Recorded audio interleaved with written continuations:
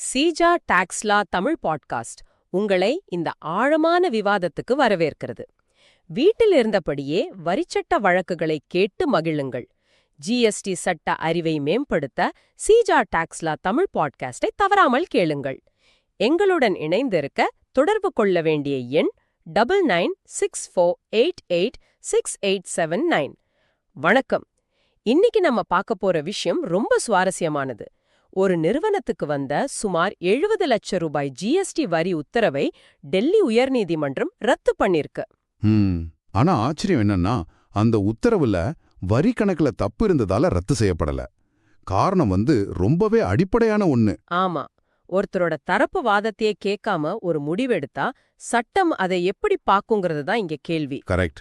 இந்த நடைமுறை விதிகளை பின்பற்றுவது எவ்வளவு முக்கியம்னு இந்த வழக்கு ரொம்ப தெளிவா காட்டுது. இத பத்தி விரிவா பேசலாமா? நிச்சயமா. இந்த விவாதத்தோட முக்கிய நோக்கமே இயற்கை நீதி, அதாவது நேச்சுரல் ஜஸ்டிஸ்ங்கிற கொள்கை வரி விதிப்பு மாதிரியான விஷயங்கள்ல எவ்வளவு முக்கியம்னு புரிஞ்சுக்கிறது தான். ஆமா, இது ஏதோ சட்ட புத்தகத்துல இருக்கிற வார்த்தை மட்டும் இல்ல. இல்லவே இல்ல. இது வணிகங்களுக்கு ஒரு உண்மையான பாதுகாப்பு கவசம் மாதிரி. அது மட்டும் இல்லாம ஒரு பெரிய சட்ட பிரச்சனை உச்சநீதிமன்றத்தில் இருக்கும்போது ஒரு உயர்நீதிமன்றம் எப்படி ஒரு தனி மனிதருக்கு உடனடியா நிவாரணம் கொடுக்க முடியுங்கிறதையும் இந்த வழக்கு ரொம்ப அழகா விளக்குது. சரி, இதை இன்னும் கொஞ்சம் விரிவாக பார்ப்போம். முதல்ல இந்த வழக்கின் அடிப்படைகள் என்ன? அதாவது யாருக்கும் நடுவுல இந்த வழக்கு நடந்தது, அந்த நிறுவனத்தோட முக்கிய பிரச்சனை என்னவா இருந்துச்சு? இந்த வழக்கு ஒரு நிறுவனத்துக்கும் விற்பனை வரி அதிகாரிக்கும் நடுவுல டெல்லி உயர்நீதிமன்றத்துல நடந்தது. அந்த நிறுவனம் 2019-2020 நிதியாண்டுக்கான ஒரு வரி விதிப்பு உத்தரவை எதிர்த்து மனு போட்டாங்க. அந்த உத்தரவு 22 டிசம்பர் 2023 பிறப்பிக்கப்பட்டது. அதன்படி நிறுவனம் கிட்டத்தட்ட 69,80,000 ரூபாய் கட்டணும்னு சொல்லியிருந்தாங்க. ஓ, கிட்டத்தட்ட 70 லட்சம் ரூபாய். இது ரொம்ப பெரிய தொகை. ஆமா. இதுல வட்டி மட்டும் வரிக்கு சமமா இருக்கே. அப்போ இந்த விஷயம் கொஞ்ச நாளா நடந்துகிட்டு இருந்திருக்கணும். நீங்க சொல்றது சரிதான். அந்த தாமதம் தான் வட்டி தொகையே இவ்ளோ அதிகமாக்கி இருக்கு. அந்த உத்தரவுல என்னென்ன கட்டணங்கள் இருந்துச்சு? அதுல வரி, அதாவது டாக்ஸ் 36,06,731 ரூபாய். வட்டி இன்ட்ரெஸ்ட் 30,13,503 ரூபாய். ஓ. அப்புறம் அபராதம் பெனால்டி ஒரு 3,60,60,67 ரூபாய். ஆக மொத்தம் 69,80,457 ரூபாய். சரி, அப்போ நிறுவனத்தோட முக்கிய வாதம் என்ன? வரி கணக்கீடு தப்புன்னு சொல்லலையா? இல்ல, அவங்களோட முக்கிய வாதம் அது இல்ல. விஷயம் என்னன்னா, இந்த உத்தரவு போடுறதுக்கு முன்னாடி வரித்துறை அவங்களுக்கு ஒரு ஷோகாஸ் நோட்டீஸ் அமைச்சிருக்காங்க. காரணம் கேட்கும் அறிவிப்பு இல்லையா? ஆமா. அந்த அறிவிப்புக்கு தங்களால் பதில் சொல்ல முடியல அப்படிங்கறது அவங்களோட முதல் பாயிண்ட். ஒரு நிமிஷம், இதுதான் முக்கியமான கேள்வி. எந்த ஒரு கம்பெனியும் ஒரு ஷோகாஸ் நோட்டீஸ் வந்தா அதுக்கு பதில் சொல்றது தானே முதல் வேலை. இவங்க ஏன் பதில் சொல்லல? இது ஒரு மிக முக்கியமான கேள்வி. பல நேரங்கள்ல என்ன நடக்கும்னா, ஒரு நோட்டீஸ் ஜிஎஸ்டி போர்ட்டல்ல பதிவேற்றம் செய்யப்பட்டிருக்கும். ஆனா அதுக்கான இமெயில் அறிவிப்பு ஸ்பாம் ஃபோல்டருக்கு போயிடலாம். ஆமா, அது நடக்க வாய்ப்பு இருக்கு. இல்லனா கம்பெனியோட கணக்கு வழக்குகளை பார்க்குற ஸ்டாஃப் மாறி இருப்பாங்க. புதுசா வந்தவங்களுக்கு அந்த விஷயம் தெரியாம போயிருக்கலாம். இப்படி பல நடைமுறை சிக்கல்கள் இருக்கு. இந்த வழக்குல நிறுவனம் தங்களுக்கு பதிலளிக்க வாய்ப்பு கிடைக்கலன்னு வாதிட்டாங்க. புரியுது. அதனால தங்களோட தரப்பு வாதங்களை கேட்காமலேயே இந்த உத்தரவு ஒரு தலைபட்சமா, அதாவது எக்ஸ்பார்ட்டியா பிறப்பிக்கப்பட்டது அப்படிங்கறதா அவங்களோட வாதம். இங்கதான் விஷயம் ரொம்ப சுவாரஸ்யமா மாறுது. அப்போ அவங்க அந்த 70 லட்சம் ரூபாய் வரி உத்தரவை மட்டும் எதிர்க்கல. இதுக்கு பின்னாடி ஒரு பெரிய சட்ட பிரச்சனையும் இருந்த மாதிரி தெரியுதே. மிகச்சரியா சொன்னீங்க. இது ஒரு புத்திசாலித்தனமான சட்ட உத்தி. அவங்க அந்த வரி உத்தரவை எதிர்த்ததோட மட்டும் நிறுத்தல, மத்திய அரசோட அறிவிக்கை எண் 56/2023 எதிர்த்தாங்க. ஓ, அந்த அறிவிக்கை என்ன சொல்லுது? அந்த அறிவிக்கை தான் ஜிஎஸ்டி சட்டத்தின் கீழே வரி விதிப்புக்கான நோட்டீஸ் அனுப்புறதுக்கான காலக்கெடுவை நீட்டிச்சது. அதாவது, நீங்க எனக்கு அனுப்புன நோட்டீஸே செல்லாது, ஏன்னா அது அனுப்ப உங்களுக்கு கொடுத்த கால அவகாச நீட்டிப்பே சட்டப்படி தப்பு அப்படின்னு அவங்க வாதிட்டாங்க. அப்படியா? இது வழக்கின் பரிமாணத்தையே மாத்திடுதே. அப்போ இந்த காலக்கெடு நீட்டிப்பு ஒரு நாடு தழுவிய பிரச்சனையா? ஆமா, இது ஒரு பெரிய சட்ட விவாதம். நாடு முழுக்க பல உயர்நீதிமன்றங்கள் இது விவாதிக்கப்பட்டு வந்தது. அலகாபாத், பாட்னா உயர்நீதிமன்றங்கள் எல்லாம் அரசின் காலக்கெடு நீட்டிப்பை ஏத்துக்கிட்டாங்க. அந்த அறிவிக்கை செல்லும்னு தீர்ப்பு கொடுத்தாங்க. ஆனா எல்லா நீதிமன்றங்களும் ஒரே மாதிரி நினைக்கலையே. இல்ல, கவுகாத்தி உயர்நீதிமன்றம் இதுக்கு நேர்மாறான ஒரு நிலைப்பாட்டு எடுத்தது. சட்டத்துல தெளிவா சொல்லாத ஒரு காலக்கெடு நீட்டிப்ப ஒரு அறிவிக்கை மூலமா மட்டும் செய்ய முடியாதுன்னு சொல்லி அந்த அறிவிக்கையை ரத்து பண்ணிட்டாங்க. ஓ, இப்படி மாறுபட்ட தீர்ப்புகள் வந்ததால தான் உச்சநீதிமன்றத்துக்கு போயிருக்கு. கரெக்ட். இந்த முழு பிரச்சனையும் இப்போ உச்சநீதிமன்றத்தோட பரிசீலனையில இருக்கு. வழக்கு எண் SLP 424/2024. இந்த முழு பின்னணியும் டெல்லி உயர்நீதிமன்றத்துக்கு நல்லாவே தெரியும்.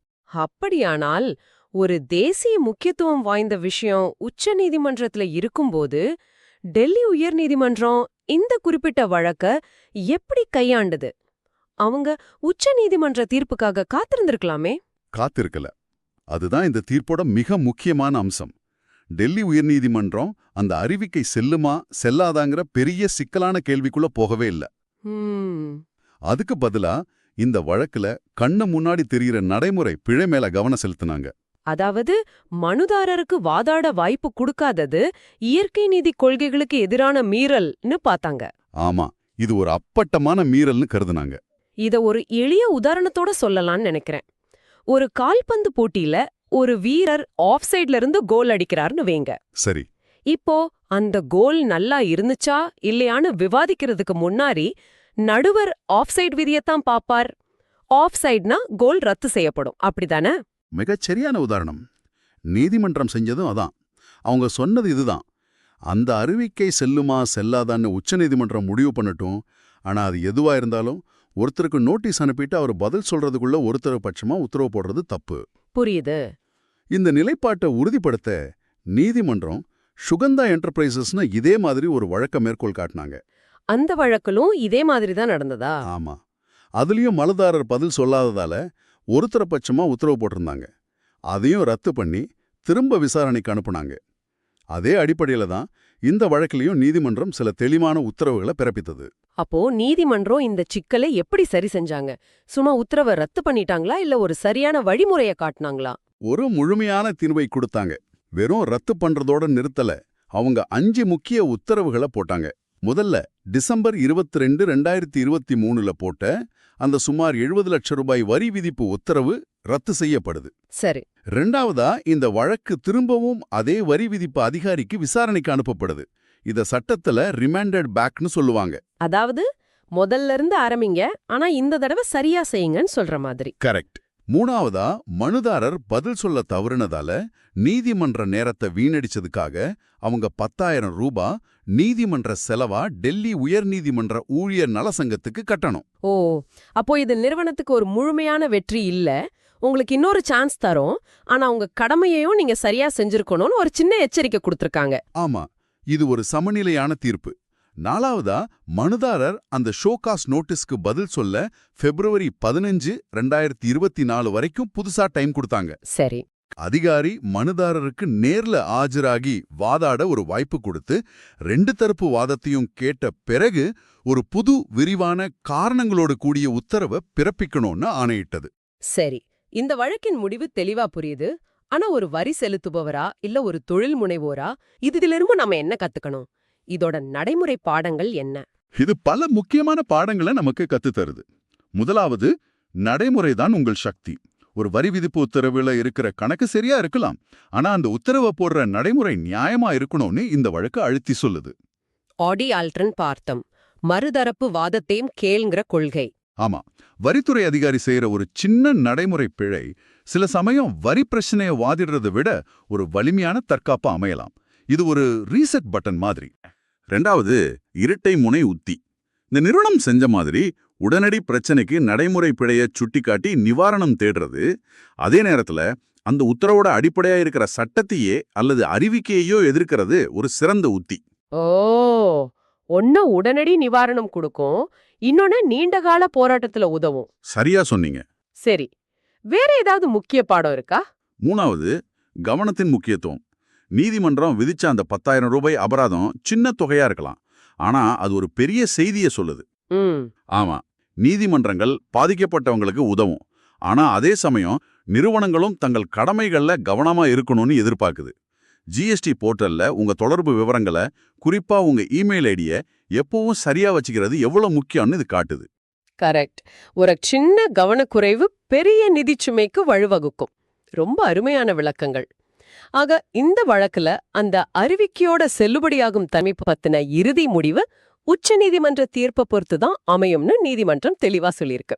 ஆமா. அதாவது இந்த வழக்குல நடைமுறை பிழை சரி செய்யப்பட்டாலும் இதோட அடிப்படையா இருக்கிற சட்டப்போர் இன்னும் முடிவுக்கு வரல. நிச்சயமா இந்த நிறுவனத்துக்கு உடனடி நிவாரணம் கிடைச்சிருந்தாலும் அந்த பெரிய கேள்விக்கான விடைக்காக நாடு முழுக்க இருக்கிற ஆயிரக்கணக்கான நிறுவனங்கள் உச்சநீதிமன்றத்தை நோக்கி காத்துக்கிட்டு இருக்காங்க. இன்றைய விவாதத்துல சுமார் 70 லட்சம் ரூபாய் ஜிஎஸ்டி வரி விதிப்பு உத்தரவு வரியோட அளவை வச்சு இல்ல, மாறா வாதாட வாய்ப்பு கொடுக்காததால ரத்து செய்யப்பட்ட டெல்லி உயர்நீதிமன்றத்தோட ஒரு முக்கிய தீர்ப்பை விரிவாக பார்த்தோம். இயற்கை நீதி கொள்கையோட வலிமையையும் இது எடுத்துக்காட்டுது. அதே சமயம் இந்த வழக்கின் அடிப்படை சட்ட போராட்டம் உச்சநீதிமன்றத்துல தொடருதுங்கிறதையும் புரிஞ்சுக்கிட்டோம். உங்களுக்கு ஒரு சிந்தனைக்குரிய கேள்வியோட முடிக்க விரும்புறேன். சொல்லுங்க. இந்த வழக்குல மனுதாரர் முதல்ல பதில் சொல்ல தவறுனதால நீதிமன்றம் அவருக்கு ஒரு இன்னொரு வாய்ப்பு கொடுத்தாலும் 10,000 ரூபாய் செலவு தொகையும் விதிச்சது. இது ஒவ்வொரு தொழில் நிறுவனத்துக்கும் ஒரு கேள்வி எழுப்புது. ஒரு பக்கம் அரசு அறிவிப்புகளுக்கு உடனடியா பதில் சொல்லி இணக்கமா செயல்பட வேண்டிய கடமை இருக்கு, மறுபக்கம் அந்த அறிவிப்புகளோட சட்ட அடிப்படைகளையே கேள்வி கேட்கிற உரிமையும் இருக்கு. ஆமா, இது ஒரு மெல்லிய கோடுதான். இந்த ரெண்டுக்கும் நடுவுல இருக்கிற சமநிலைய ஒரு நிறுவனம் எப்படி எட்டுவது? எப்போ ஒரு நோட்டீஸ்க்கு பதில் சொல்றது, எப்போ அந்த நோட்டீஸையே எதிர்க்கிறது? விடாமுயற்சி எங்கே முடியுது, சட்ட ரீதியான உத்தி எங்கே தொடங்குது? இது சீஜா டாக்ஸ்ல தமிழ் பாட்காஸ்ட், உங்கள் GST legal learning partner. GST சட்டம் பேசும் உங்கள் தோழன். எங்களுடன் இணைந்திருக்க தொடர்பு கொள்ள வேண்டிய எண் 9964886879.